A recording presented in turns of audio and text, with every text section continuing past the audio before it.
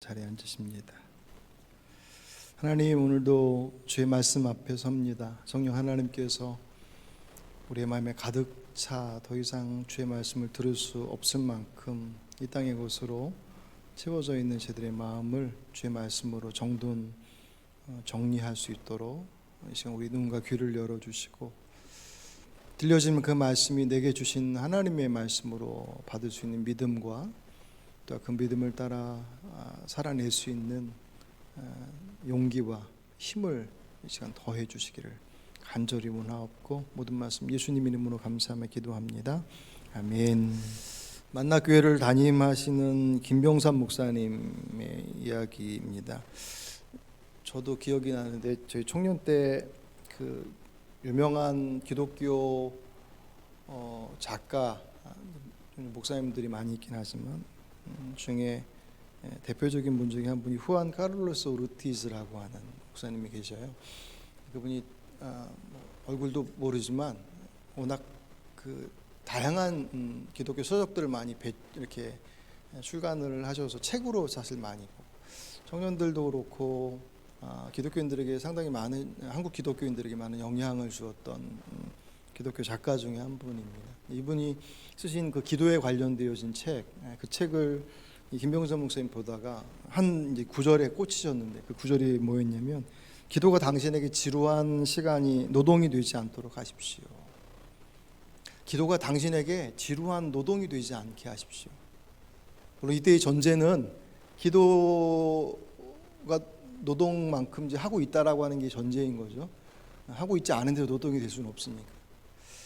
기도가 노동이다라고 표현되는 표현도 종종 있었습니다. 그런데 그 앞에 이제 지루한이라고 하는, 그러니까 형식적이 돼서 기도의 자리 가운데 있긴 하지만 그 기도의 진정한 의미와 그 안에서 주어지는 그 풍성함들을 누리지 못한, 그냥 껍데기만 가지고 있는, 애만 쓰고 있는 그런 기도가 되지 않게 하십시오라고 하는 그 구절에 딱 꽂힌 거예요.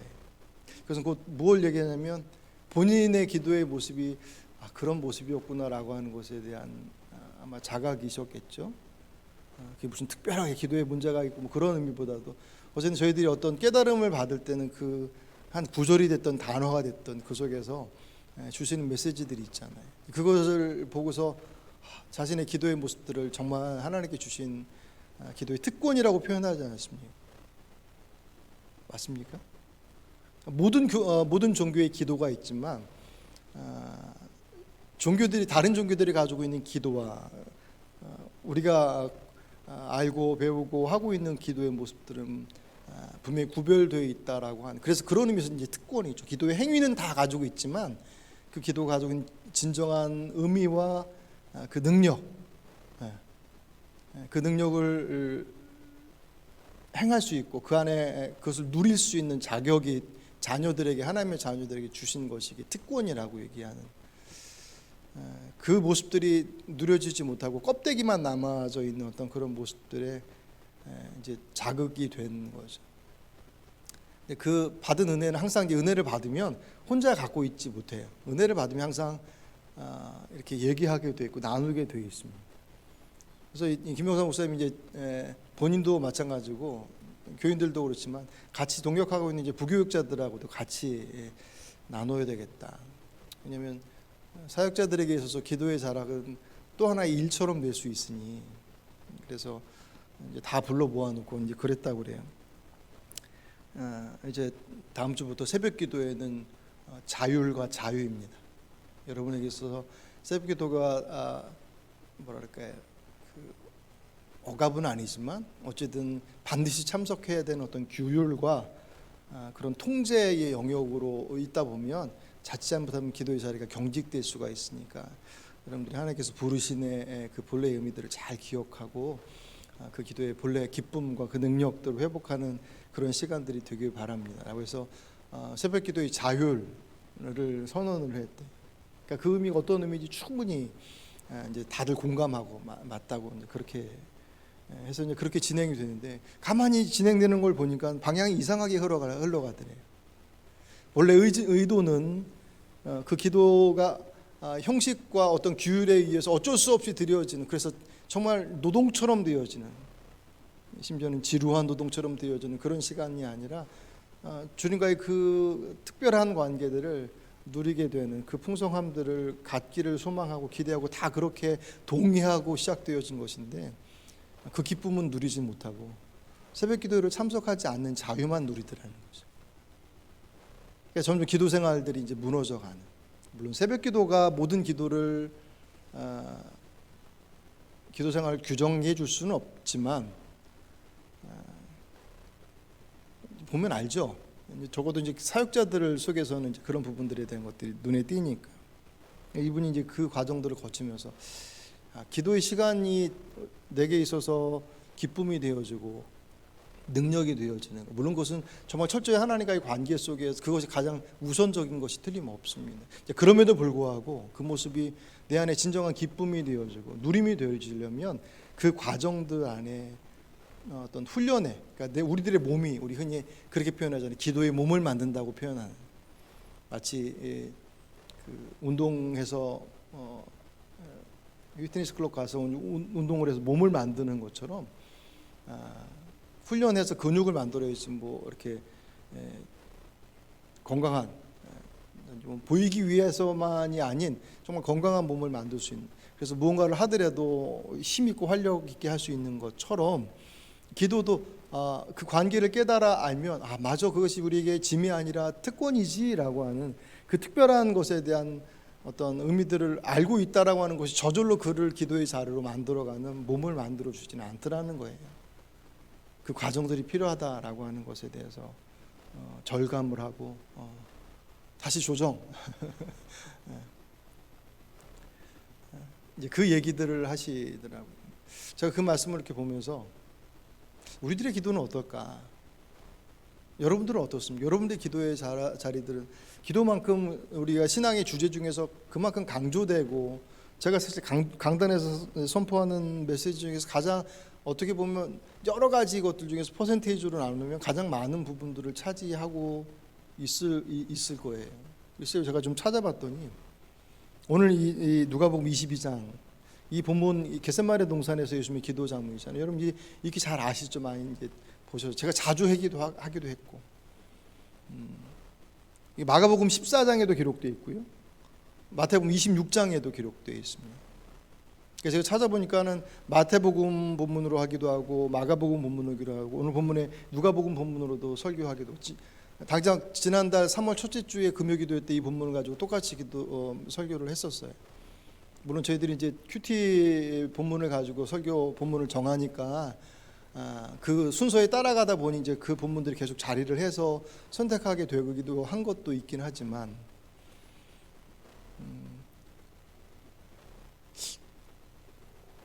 당장 한 달 전에 했던 것을 왜 굳이 지금 오늘 또 단지 그냥 그 한 달 전에만이 아니라 그 이전의 내용들이 계속 반복되어진 이유가 무엇인가 할 때 두 가지예요. 하나는 정말 중요하다라고 하는 것, 그리고 그 중요한의 가치만큼 실제적으로 우리들의 현장 안에서는 그 기도의 모습들이 소홀해지고 있는 정반대의 현상들이 나타나고 있다라고 하는, 어떻게 보면 위기의 모습들이 사실 단상에서, 설교 단상에서 반복되어지는 형태로 나타나게 되어집니다. 그러니까 성경은 기도에 대한 모습들을 이렇게 저렇게 바꾸질 않아요.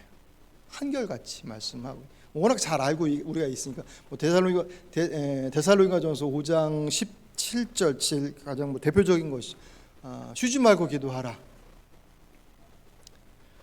에베소 6장 18절 모든 기도와 간구를 하되 항상 성령 안에서 기도하고 이를 위해 깨어 기도하기를 항상 힘쓰며 여러 성도를 위해서 구하라. 야고보서 5장 13절 너희 중에 고난 당하는 자가 있느냐 그는 기도할 것이요. 아멘. 변함없이 신약만 말씀드렸지만 구약의 사건 속에서 보여진 믿음의 사람들의 모습도 늘 그분 앞에 서는 것이 그 어떤 것보다도 중요하다라고 하는 것이 변함없이 강조되고 있는데, 문제는 우리들의 현장에서는 그 중요성과 그 긴박함들이, 그 필요성들이 점점 우리 안에서는 사라졌다고 표현하면 그렇지만 점점 약화되어져 가고 있는 것들이 피부에 느껴지기 때문에 굳이 이 본문을 다시금 설교하는 이유는 사실 오늘 본문만큼 기도에 대한 필요성과 중요함을 분명하게 사실 얘기해 주는 본문도 없어요. 특별히 그 내용에 대한 것들을 구체적으로 살피기 이전에 예수님께서 기도의 현장 속에서 그 기도의 드림의 현장의 모습 속에 있으셨다라고 하는 그것만으로도 사실 주시는 메시지가 아주 선명하죠. 그러니까 주기도문을 가르쳐 주시기도 하시고 늘 기도해야 된다라고 하는 다른 서신서나 다른 말씀을 통해서 기도해야 하는 필요성에 대한 것들을 언급하고 있는 내용과 달리 오늘 본문은 예수님께서 기도의 현장 속에 어떻게 기도하셨는지 어떤 내용으로 그 모습들이 고스란히 그 안에 들어가 있고 그 내용들을 보면 예수님께서도 기도하셨네라고 하는 그 대명제 속에 그 안에 들어가 있는 예수님의 모습은 이분이 정말 하나님의 아들이 맞나?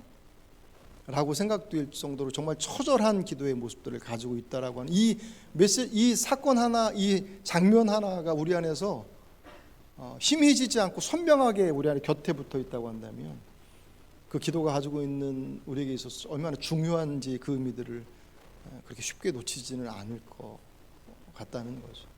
그래서 오늘 이 말씀을 같이 좀 나누면서 다시금 여러분과 저와의 기도의 자리들이 그냥 아까 서두에 설명해드렸던 그 목사님의 표현처럼 지루한 노동의 시간이 아니에요. 그 시간이 진정 하나님께서 자녀들에게만 허락하신 특별한 자리. 그것이 단지 그냥 의미상으로만 좋은 의미고 그런 소중함을 가지고 있어라고 하는 것이 아니라 그것이 문제들 앞에 또 삶의 자락들 속에서 실제적인 문제를 풀어가고 해결해 나가는 그 방향을 제시하는 실제적인 힘이 되어진다라고 하는 그 성경의 말씀들이 그냥 성경 안에 그들의 이야기가 아니라 오늘 저와 여러분의 기도의 자리들 속에서 다시금 회복되어지고 누려질 수 있는 그런 결단의 시간, 그런 다짐의 시간, 그런 우리들의 연약함들을 발견하는 그런 고백의 시간이 되시기를 바랍니다. 오늘 본문은 예수님의 기도가 그저 평범한 모습들로부터 이미 진행되고 있었다라고 하는 것들을 말씀을 하고 있죠. 예수께서 나가서 습관을 따라서 감람산에 가심에, 여기서 감람산, 마태복음과 마가복음에서는 겟셋마네 동산이라고 좀 더 구체화시켰지만 같은 곳입니다. 세번역에서는 올리브산이라고 기록되어 있기도 하고요. 어쨌든 같은 장소에 예수님께서 습관을 따라서, 습관이라고 하는 것 자체가 가지고 있는 기본적인 어떤 배경들은 반복되어지고 규칙적이고 지속적이다라고 하는 것, 그것이 되지 않고 습관이 되진 않죠. 그러니까 좋은 습관을 들이기 위해서는 그만큼 노력이 필요하죠. 나쁜 습관들은 내버려 두면 저절로 생겨지는 거예요. 그죠? 어쨌든 두 가지 모습들은 정반대의 모습을 가지고 있지만 공통적인 것들은 반복된다라는 거예요. 한쪽은 애쓰면서 반복하는, 그래서 그 습관, 몸을 거기에 맞추는 거예요. 그러니까 저희들 저녁 기도할 때는 새벽 예배를 안 드리고 저녁만 모이는데, 새벽에 저는 이제 4시에 일어나거든요. 알람을 3시 50분부터 해서 10분씩 맞춰놔요. 근데 맞춰도 안 들릴 때는 안 들려요. 근데 꼭 저녁 기도회 할 때는 새벽에 기가 막히게 일어나요. 눈이 떠져요. 물론 다시 자긴 하지만. 습관이라고 하는 것은 말 그대로 생각을 하고 움직이는 게 아니라 그냥 몸이 반응하는, 훈련도 사실 그런 차원이죠. 훈련을 반복하는 이유는 군인들이 훈련하는 이유는 전쟁터에서 보고 어떻게 엎드렸어 그런 어떤 그 배운 것에 대해서 규범에 따라 움직이는 게 아니라 몸에 익혀져 버리면 상황이 오면 그냥 몸이 반응해 버리는, 머리로 생각하는 게 아니라 몸이 반응해 버리는 것처럼 습관이 됐다라고 하는 것은 생각하고 움직이는 게 아니라 그냥 몸이 반응하는 상태가 됐다라는, 예수님께서 습관을 따라서 기도하셨다라고 하는 것은 그 상황 속에서 기도하라 봐야지 그런 어떤 판단과 고민 속에서가 아니라 그 상황들에 맞닥뜨리면 그냥 가는, 그런데 예수님의 그 기도의 습관의 모습들은 어떤 특별한 사건이 발생했을 때 습관을 따라 그것이 아니라 그냥 늘 기도하는 자리를 가지셨다라고 표현하고 있어요. 세 번역에서는 늘 하시던 일상의 모습. 다른 표현으로 얘기하면 새벽 미명 한적한 곳에 그렇게 다양하게 표현되어 있죠. 그 시간 예수님과 어떤 기도를 하셨을까? 오늘 본문처럼 막 땀이 피가 되어지는 것처럼 그렇게 처절한 기도를 매일 새벽마다 드렸겠니 할 때 그러진 않으셨겠죠. 말대로 그 일상의 기도는 정말 차분한, 그 차분함 속에서 드려진 기도는 어떤 기도였을까? 그 기도가 하나님 앞에 드려짐에 대한 것들은 틀림없는 것이니까 그분 앞에 드려지는 것이고, 그분 앞에 서 있는 내가 누구인지, 만약에 새벽에 그 기도의 자락으로 시작한다면 오늘 하루를 시작하게 생명을 주신 그 하나님 앞에 내 삶을 다시금 정돈하는, 내 위치가 어디인지, 내가 누군지. 그러니까 늘 말씀드리는 것처럼 새벽 시간의 기도는 새벽이라고 하는 시간이 가지고 있는 의미도 분명히 있어요. 하루의 첫 시간이다라고 하는 의미도 있지만, 그 새벽이라고 하는 그 시간들 속에서 내가 누구에게 속해 있는지를 말씀으로부터, 예배로부터 출발한다라고 하는 것은 그 험악한 세상 속에서 수많은 다양한 선택들 가운데 내가 주의 자녀로 이 위기 속에서 흔들리고 막 주저하고 있는 상황 속에서 그래도 내가 선택해야 될 것은 어디인지에 대한 내 정체성을 분명하게 확인하고 살아가는 삶과 그렇지 않고 정신없이 휘둘리며 사는 삶이 동일할 수 없죠. 정신 번떡 나게 큰 충격을 주셔도 정신 못 차리고 엉뚱한 대로 찾아가는 게 우리들의 모습들이니까. 그런 일상의 기도의 모습은 어찌 보면 특별해 보이지 않는, 그냥 그저 평범한, 그래서 대단히 어떻게 보면 소중하지 않은 것처럼. 근데 여러분, 우리가 이 코로나를 경험하면서 가장 크게 깨달은 것 중에 하나가 일상의 중요함이었잖아요. 이 평범한 게 얼마나 중요한지. 평범할 때는 그냥 그 삶을 살아갈 때는 그게 중요한지 몰랐는데, 특별한 상황에 처하고 보니 평범한 일상이 얼마나 중요한지에 대한 것들을 우리가 뼈저리게 느끼지 않았습니까? 기도의 자료도 사실 마찬가지. 일상의 기도의 자락들이 예수님에게 있어서는 그냥 습관을 쫓아서 기도하셨다라고 하는 것을 표현하는 것으로 나타났지만, 제가 지난 우리가 금요 기도회 때도 이 말씀 드리면서 예로 들었던 또 다른 예가 다니엘이에요. 근데 다니엘서에서의 그 기도의 내용들은 다니엘이 하루에 아침, 점심, 하루에 3번 예루살렘으로 난 창의 문을 열고 하나님 앞에 기도했다라고 하는, 매일 그가 기도했다라고 기록하고 있거든요. 그는 그것이 습관이 되었다라고 표현하고 있습니다. 근데 그때의 다니엘서의 내용은 단지 그냥 일상으로서 편안한 기도로서만이 아니라 그 일상의 기도가 그에게 얼마나 중요한지를 하나의 사건을 통해서 설명을 해줘요. 그러니까 매일 드리는 것이니까 오늘 안 되면 내일 하면 되지 뭐. 일이 그렇게 시급한 것도 아닌데. 그렇다고 하나님께서 무슨 이렇게 표 찍으면서 야, 넌 안 되겠다.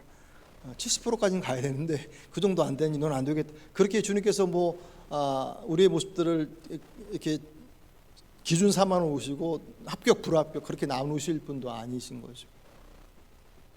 그것이 일상이 가지고 있는 어떤 의미에서 보면 우리에게서 빠질 수 있는 제일 큰 함정 중에 하나예요.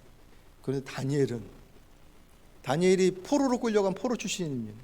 얼마나 탁월했는지 느부갓네살 왕에게 이렇게 인정받죠. 물론 그 사건이 다니엘서 1장부터 해가지고 쭉 나와 있습니다. 포로 신분으로 왔지만 느부갓네살 왕이 특별하게 생각을 해서 그를 총리로 세우는 과정들이 쭉 기록이 돼 있는데 그 과정 속에서 나타난 그 신하들이 얼마나 시기를 했는지 다니엘을 이제 무너뜨리기 위해서 함정을 파는데 무엇으로 파냐면 다니엘의 그 기도 생활을 함정으로 엮어내.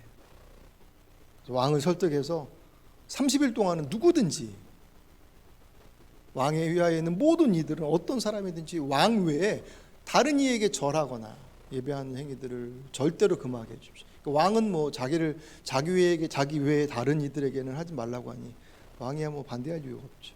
근데 그 목적은 왕을 높이기 위한 것이 아니라 다니엘의 그 모습들을 엮어내기 위한 하나의 올무였죠. 그것이 설득되어져서 공포가 되어집니다. 다니엘이 선택해야 돼요.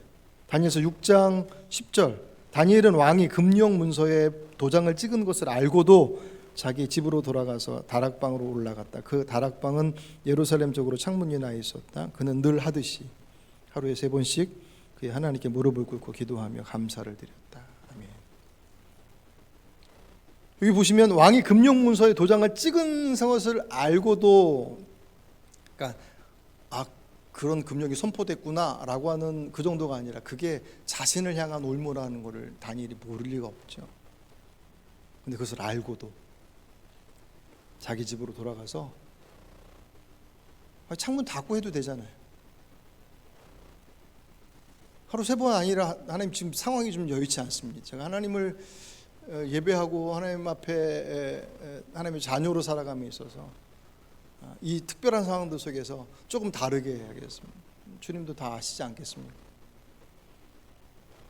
하루 3번 그냥 사람들 보지 않은 저녁 시간에 창문 열지 않고 창문 닫아놓고 그렇게 한다고 해서 넌 나를 믿는 게 영 시원치 않다라고 얘기하실 분이 아니신, 얼마든지 그 부분에 대한 조절들이 가능한 특별한 상황인 것이 틀림없어요. 그런데 다니엘에게 있어서는 그 시간을 그렇게 조정하지 않아요. 늘 습관처럼 하루에 3번씩 창문을 열어놓고 기도하던 그 모습들을 그대로 지켜요.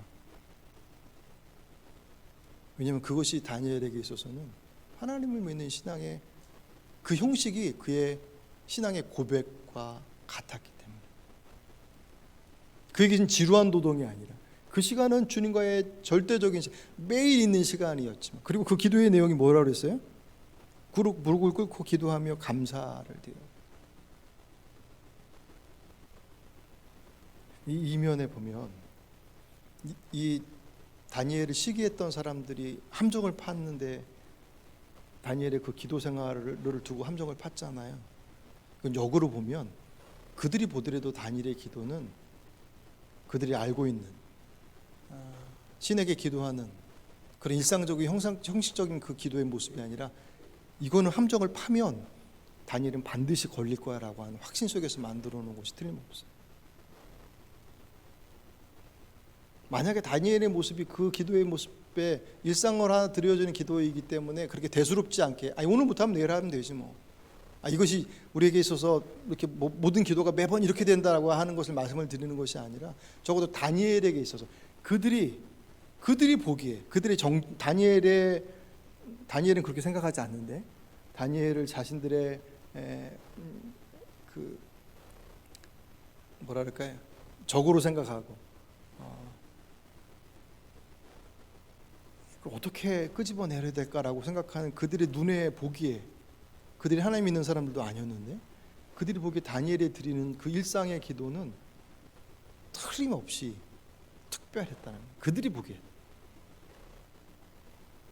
다니엘에게 있어서 그저 늘 드렸던 그 기도는 그에게 있어서 그의 생명과 자신의 모든 것을 거기에다 맡겨놓을 만큼 정말 중요한 자리예요. 예수님의 기도도, 일상의 기도도 그러지 않으셨겠습니까? 단 그 사건에 대한 부분들을 다니엘처럼 특별하게 이렇게 표현하고 있지 않을 뿐이지, 예수님에게 있어서는 그 매일의 새벽 미명 아래서 뭐 날마다 도장 찍듯이 했었던 어떤 그런 의미 속에서의 모습들이 아닌 늘 일상의 삶 속에서 그분을 바라보는 것이 예수님에게 있어서는 대단히 중요한 기도의 한 자락이어서, 그냥 기도의 하나의 큰 울타리. 근데 오늘 본문의 겟세마네 동산의 기도와 다른 사건들을 보면 그 일상의 기도 가운데 아주 특별한 기도들이 위치하더란 말이에요. 왜냐하면 예수님께서 제자들이 보기에 예수님은 특별한 일이 있을 때 기도하심을 더 부각시키는 내용들이 복음서에 등장해요. 예를 들어서 40일을 금식하면서 기도하시는 것, 그리고 제자들을 선택하시기 전에 기도하시는 것, 또 여러 가지 그 치료하시고 특별하게 어떤 사건들이 있고 난 이후에 주님께서 기도하셨다라고 하는 장면들, 그런 장면들을 통해서 제자들의 눈에 보기에 예수님의 모습은 어떤 특별한 순간에는 더 기도하는 일에 집중, 그것은 이제 일상으로 드려지는 횟수들 안에 그냥 그 안에 들어갈 거 아니에요. 태도가 달랐겠죠. 그런 면에서 본다면 오늘 본문의 겟세마네에서의 기도는 주님께서 어떻게 기도하셨는지를 그 특별한 상황 속에서 일상의 기도들을 하고는 다른 모습이겠지만 그 기도하는 자리는 겟세마네 동산이라고 하는 늘 같이 기도했던 자리였지만 그 기도 자리 속에서 드려지는 주님의 기도의 모습은 일상과는 다른 모습이었다라고 하는 것을 오늘 본문이 분명하게 보여주죠. 왜냐하면 이 사건은 그 앞에 있었던 어떤 사건보다도 정말 중요한 사건이었어요. 마지막 구원의 그 완성을 이루기 위해서 십자가의 사역을 이루시기 위한 진짜 중요한 그 문제 앞에 주님께서 기도하러 가셨습니다. 근데 오늘 본문은 그냥 아무렇지도 않다는 듯이 39절에 그냥 예수께서 나아가 습관을 따라 감람산에 가시매라고 그냥 그렇게 슬쩍 넘어가요. 근데 여러분 지난주 누가복음 22장 본문을 계속 우리 그 묵상집에서 계속 다뤄주고 있는데 그 장면을 쭉 보셔서 아시겠지만 예수님께서 십자가 지시기 전까지 여러 가지 막 정리를 하셔요. 중요한 일을 앞두고서. 근데 그 중요한 일을 앞두고 나서 주님께서 십자가도 말씀하시고 부활에 대한 말씀 그리고 이 위에 어떻게 살아야 된다라고 하는 그런 다양한 말씀들을 주시는데 이제 떠나실 것에 대한 준비들을 막 하시고 계신데 제자들은 전혀 준비가 돼 있지 않아요. 여전히 제자들은 누가 더 높은 자리에 있어야 되는지에 대한 그 관심이 아주 눈치 싸움하는 것처럼 여전히 계속 진행이 되고 있었고 그리고 예수님께서 말씀하셨지만 그들이 곧 닥칠 십자가를 지시는 예수님의 모습들과 연관되어진 주변에 있는 사람들에게 덮칠 그 사건이 그들에게 얼마나 크게 두려움으로 다가올지를 아시는데 그들은 그 두려움을 이길 수 있는 힘이 없다는 걸 너무 잘 아셔서 주님께서 그들에게 미리 말씀하시죠. 너희들이 나를 다 떠날 거야. 베드로에게서는 3번 부인할 거다라고 말씀을 하시는데 그때의 그 말씀은 책망의 말씀이 아니라 준비해라. 니들의 마음 진심인 걸 내가 알지만 그 진심을 감당할 수 있는 힘이 아직은 너에게 없다. 그러니까 최대한 오늘 본문에서 강조되어지고 있는 시험에 들지 않게 기도하라고 말씀하신 그 말씀을 오늘 시작점 40절에 말씀하고 끝 46절에 말씀하심으로 시험에 들지 않게 유혹에 빠지지 않게 기도하라고 하는 그 말씀을 제자들에게 시작과 마지막 부분에 주실 정도로 그들에게 있어서는 무기력하기 그지없는 그들을 두고 이제 십자가 사역을 이루시고 이제 떠나셔야 됩니다. 예수님의 마음이 편하지는 않으셨겠죠. 그 주님께서 오늘 본문에서 2가지로서 얘기하죠. 시험에 들지 않게 기도하라. 하나님의 뜻을 위해서 기도하라. 우리들의 기도의 자리, 특별한 상황들 속에서 우리가 그 기도의 자리를 지켜야 될 첫 번째 이유는 시험에 들지 않기 위해서다. 오늘 40절 그곳에 이르러 그들에게 이르시되 유혹에 빠지지 않게 기도하라. 무슨 유혹에 빠질까? 제자들 이 상황 속에서 유혹 그러면 어떤 뭐 쾌락과 연결되어지는 것들이 단연 연상되어지니까 여기서 제자들이 어떤 무슨 뭐 쾌락을 자극할 만한 것들은 없잖아요. 여기서 말하는 유혹이라고 하는 의미는 그들의 마음이 주님의 뜻이 아닌 다른 것들을 선택할 것으로 사실 끌려갈 수밖에. 당장 이 본문 뒤로 가면 제자들이 두려움 때문에 결국 주님을 떠나버리잖아요. 두려움이 임하면 제자들만 그렇겠습니까? 아닌 줄 알면서도 때로는 해야 하는 줄 알면서도 그 자리를 벗어나고 싶은 유혹, 그죠? 그걸 피하고 싶은, 외면하고 싶은 그런 유혹들이 우리 안에 얼마든지 들죠. 그것이 두려움 때문이기도 할 것이고 가룟 유다 같은 경우는 자신의 고집 때문이기도 해요. 예수님께서 대놓고 얘기하지 않으셨지만 가룟 유다라고 얘기하지 않으셨지만 가룟 유다고 예수님은 알고 제자들은 몰랐어도 마음먹은 가룟 유다, 예수님을 팔기로 마음먹었던 가룟 유다 본인은 알고 있었고 예수님도 알고 계셨는데 지목하지 않으셨잖아요. 계속 기회를 주시는 거예요. 여기에서 날 팔자가 있다라고 말씀하시는데 제자들이 서로 쳐다봐요. 누구지? 서로 쳐다보지만 누구라고 생각하지 않아요. 왜냐면 생각할 수 없어요. 여태까지 같이 지내온 세월들인데 예수님께서 무슨 말씀하시는 거? 오히려 예수님의 말씀이 무슨 뜻이지라고 예수님께로 의문을 돌리지 자기들 안에 배신자가 있을 거라고는 상상도 못할 정도. 가룟 유다는 마음속에 품고 있었잖아요. 이 문제를 어떻게 풀어갈지. 가룟 유다에게 있어서는 유혹이었을 거예요. 자신이 가지고 있는 계획대로 고집하고자 그 시험에 들지 않기 위해서 기도하라 말씀하신 그것은 그들이 그것을 지킬 수 있는 힘이 없다는 걸 아시기 때문에 그 힘을 달라고 기도하라는 그 기도의 자리는 여유가 있어서 조금 더 나은 자리에 대한 부분들이 아니라 아니 그거 버티지 못하면 그 지켜나가지 못하면 죽는 거야 라고 하는 절박함이 제자들의 기도의 요청도 속에서는 분명히 자리하고 있죠. 지킬 힘을 달라는 기도, 지켜달라는 기도.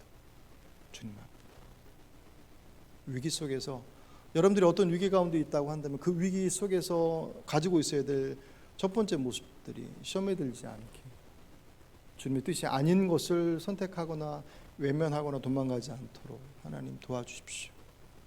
마음은 있는데 제가 용기가 나지 않습니다. 도와주십시오. 그 기도가 없이 노출되어졌던 제자들은 당장 그 시간 이후 그대로 무너져 버렸습니다. 42절에 보시면 주님께서 그 기도는 시험에 들지 않기 위한 기도를 넘어서서 하나님의 뜻을 이루기 위한 기도. 42절 이르시되 아버지 만일 아버지 뜻이거든 이 잔을 내게서 옮기시옵소서. 그러나 내 원대로 마옵시고 아버지의 원대로 되기를 원하나이다. 아멘. 제자들에게 시험에 들지 않기 위해서 기도하라고 말씀하신 그 모습은 어떤 면에서는 소극적인 측면이에요. 좀 더 적극적인 측면 속에서의 기도는 하나님의 뜻을 시험에 들지 않기 위해서 간신히 벗어나는 정도가 아니라 그것을 넘어서서 하나님의 뜻을 적극적으로 이루어내는 부분들. 이때 여러분 하나님의 뜻을 이루기 위해서라는 것도 보면 주님의 뜻이 무엇인지를 분별해달라고 하는 그런 차원이 아니라 주의 뜻을 알지만 그 뜻을 이룰 수 있도록 주님 도와주십시오라고. 그래서 시험에 들지 않게 기도하라, 하나님의 뜻을 위해서 기도하라, 이 두 가지 모습은 위에 거는 제자들 거, 밑에는 예수님 거 그렇게 딱 구분할 수 없어요. 다 사실 다 포함되어 있습니다. 예수님께서 십자가를 지시기 위해서 오셨는데 그 십자가를 지시는 마지막 절체절명의 순간 앞에서 흔들리기 시작해요.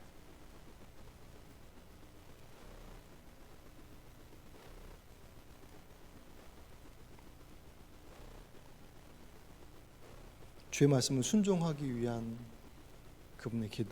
그 기도는 일상의 기도와는 다르게 드려졌어요. 어떻게? 44절 같이 보실까요? 예수께서 힘쓰고 애써 더욱 간절히 기도하시니 땀이 땅에 떨어지는 핏방울같이 되더라. 아멘. 그 바로 전에 43절에 보시면 천사가 하늘로부터 예수께 나타나 힘을 더하더라. 주님의 기도에 천사가 힘을 더하고 그 예수님의 기도 또한 아주 진액을 쏟는 기도로 드렸습니다. 무엇을 위해서요? 하나님의 뜻을 이루기 위해서. 우리들 안에서도 정말 간절한 기도들이 분명히 있잖아요. 그때 그 간절함의 기도의 내용들을 가만히 보면 정말 주님의 뜻을 이루기 위함에 대한 간절함보다는 주님 이것 반드시 이루어져야 됩니다라고 하는 내 뜻에 대한 주님의 도우심을 위한 간절함일 때가 훨씬 더 많죠. 주님의 간절함은 내 마음은 주님 그거 안 하고 싶습니다. 그런데 그거 해야 되는 거 제가 압니다. 근데 제가 너무 두렵습니다. 좀 이것을 할 수 있는 힘을 더해 주십시오. 내 원대로 마옵시고 아버지의 원대로 되기를 원하나요. 그것이 주님께서 천사가 도우시고 그리고 그 땀이 피와 같이 진액이 되어져서 떨어지는 것처럼 드려지는 그 간절함의 기도의 내용이었습니다.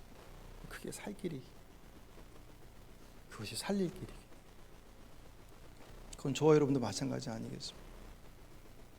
그냥 아무리 땀이 피가 되는 것처럼 진액을 쏟는 기도일지라도 만약에 우리들의 기도가 그분의 뜻을 이루기 위함에 대한 간절함이 아니라 내가 이루고자 원하는 것에 대한, 내가 보기에는 살 길이니까 그렇게 기도하겠지만 그것을 위한 기도의 모습이라고 한다면 주님께서 그 기도의 응답을 하실 수 있겠냐 할 때 우리를 사랑하시면 사랑하신 만큼 응답하지 않으시겠죠. 왜? 뻔히 죽을 길이 뻔한데 응답하지 않으시죠.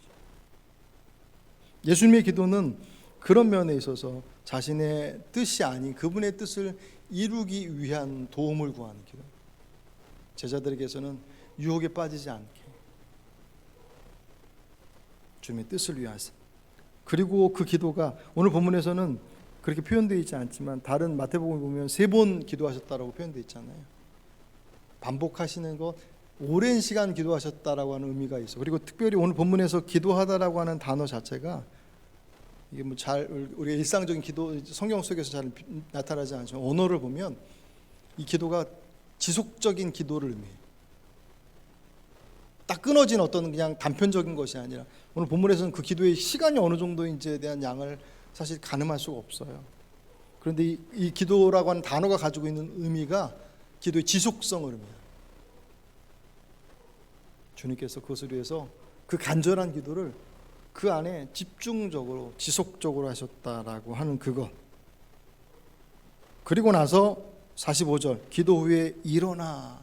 이때 일어나다는 단어가 부활의 의미가 가져. 그러니까 다 정리가 되신 거예요.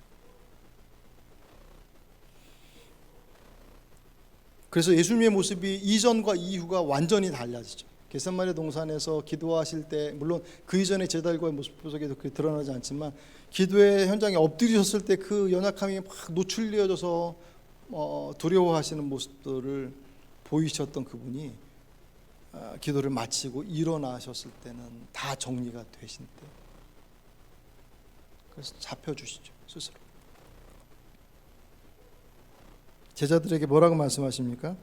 제자들에게 슬픔으로 인해 잠든 것을 보시고 누가는 제자들에게 조금 더 마음을 좀 넉넉하게 표현해요. 마태와 마가는 제자들이 믿음 없음에 대한 것들을 신랄하게 비판하지만 누가는 그들의 연약함을 이렇게 옹호하는 듯이 그들이 슬픔에 지쳐서 잠든 것을 보시고 속상하겠죠.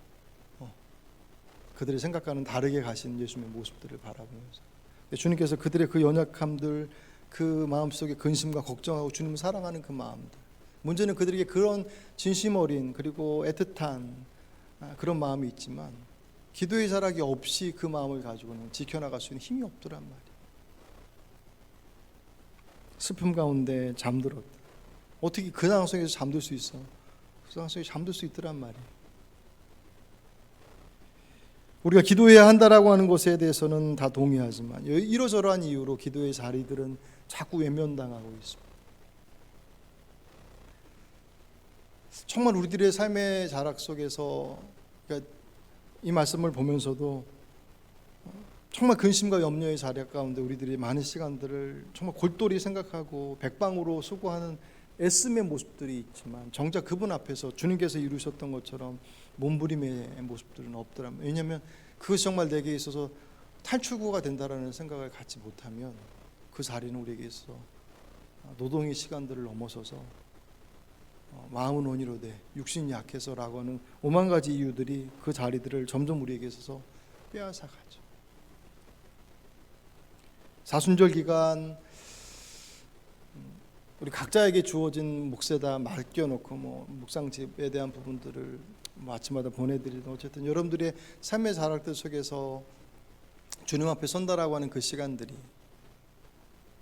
우리에게 있어서 그냥 일상의 자리들 속에서 오늘 아니면 내일이라고 하는 그런 가벼운 마음들, 물론 그게 너무 무거워서 늘 하지 못한 것에 대한 죄책감이 있고 그것 때문에 이러지도 못하고 저러지도 못하고 주저하는 마음들을 가지고 살아가는 것도 바람직하지 못하겠지만 그렇다고 해서 그것이 우리에게서 아무렇지도 않은 듯이 내 삶에 휙휙 지나가져 버리면 나도 모르는 사이에 나의 모습은 그분 앞에 서는 것이 대단히 낯선 사람이 돼요. 기도는 특권이라고 얘기하는데 나하고는 아무 상관이 없는, 맘먹고 기도의 자리에 섰는데 기도가 잘 안 돼요. 그럴 수밖에 없죠. 내 몸이 거기에 익숙해 있지 않은데, 내 몸이 거기에 만들어져 있지 않고 내 몸이 그것보다는 다른 곳에 훨씬 더 익숙해져 있는데, 그래서 사실 엄밀히 얘기하면 일상의 기도가 안 되면 특별한 사건 속에서의 기도는 어려워요. 기도의 행위는 있을지 모르겠지만 그 속에서 정말 그분께서 인도하실 길들을 바라보고자 하는 본래 예수님께서 하셨던 것처럼 아버지 뜻대로가 아닌 나의 원대로 되길 원합니다. 주님 하나님 도와주십시오. 그렇게 내 뜻을 고집하고 주장하고 드려지는 진액을 쏟는 기도가 아니라 내 뜻을 꺾기 위한 진액을 쏟는 기도. 그 기도가 우리를 살리고 모두를 구원의 길로 이끌어 가셨던 마지막 기도의 자락이었다면 우리들의 기도도 다르지 않습니다. 예수께서 그걸 보여주셨어요. 오늘 이 말씀의 앞에 여러분들의 모습들을 좀 비춰봤습니다. 저도 말씀을 준비하면서 새벽 기도가 됐던 아니면 다른 저녁 시간에 여러분들이 말씀을 묵상하면서 따로 시간들을 내서 기도하시던 어쨌든 그 기도의 자락들이 우리들 안에서 분명한 자리를 차지하고 있지 않다면 과연 우리가 이 세대를 살아감에 있어서 하나님의 뜻을 분별하는 것과 그 뜻을 분별하고서 그 뜻을 따라서 살아갈 수 있는 힘이 우리에게 있어서 가능하겠느냐 할 때 성경은 거기에 대해서 아니라고 말씀하십니다. 사순절 특별히 이제 다음 주 이번 주 말고 다음 주부터 저녁 기도에 저희들이 마지막 주제에 미스바 기도에 모이지만 절기 전에는 이제 특별 저녁 기도는 모이지 않습니까? 그 시간들도 우리 저나 여러분에게 있어서 단지 그냥 특별 저녁 기도이니까 라고 하는 어떤 특별한 행사로서의 모습들로가 아니라 정말 그분 앞에 단독자로 서는 그 시간들로 우리 안에서 정말 구별하지 않는다면 우리는 또 다른 여러 가지 더 중요한 일들, 더 분주한 일들에 그 시간들을 내놓을 수밖에 없습니다. 오늘 이 시간이 여러분들에게 있어서 저에게 있어서도 우리들의 지지부진한 기도의 자리, 혹 잃어버렸던 자리, 여전히 낯선 자리들을 오늘 예수님께서 예수님도 기도하신다. 예수님도 이렇게 기도하셨는데 이것이 우리에게서 어떤 율법적 의미 속에서가 아니라 주님께서 우리를 사랑하시고 우리에게 그 모든 것들을 주시기 위하셔서 자신의 모든 것들을 내어주셨던 그분도 이곳에 이 땅에 이 모습들로 이렇게 기도하셨다고 한다면 우리야 뭐 말할 것도 있겠습니다. 그 기도의 발자국들을 좀 떼놓으시는 오늘 이 시간이 되시길 주의 이름 부탁을 드립니다. 오늘